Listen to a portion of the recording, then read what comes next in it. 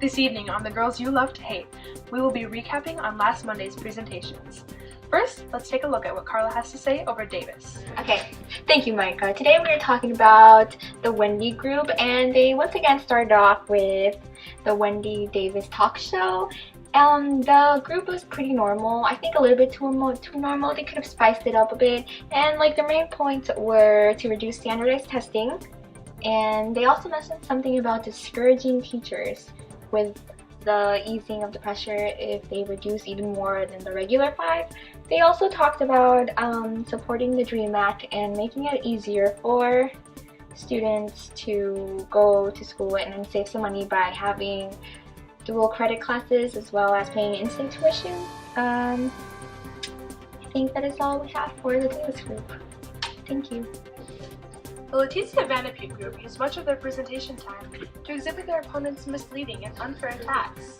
After the group talked about the recent attacks made by Dan Patrick, their opponent, they presented their beliefs on education, making statements such as standardized tests take up too much class time, and with the reduction of these standardized tests and the enforcement of sample exams, you'll be able to create a less stressful and more healthy environment for both the student and the teacher.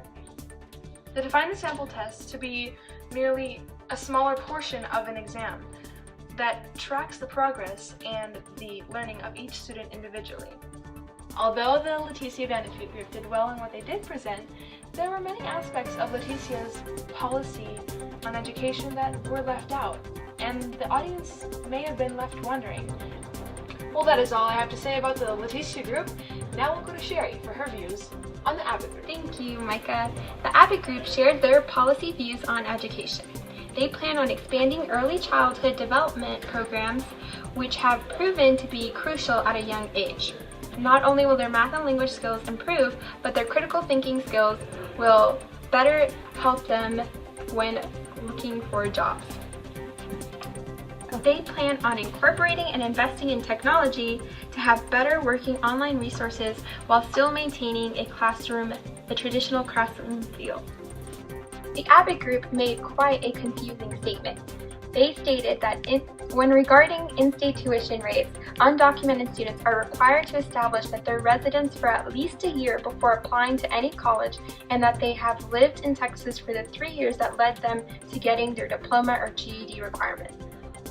We, as the media, would like to ask them why. What specifically is the 3 years for, if not for the 1 year that they're already here? Update from the people on who they favor most. Dan Patrick for his bribes, Abbott for his presentation skills, and the Libertarian group for their overall beliefs and campaign. We're tuning in to the Girls You Love to Hate. This concludes today's segment. Don't forget to join us for our last broadcast next week.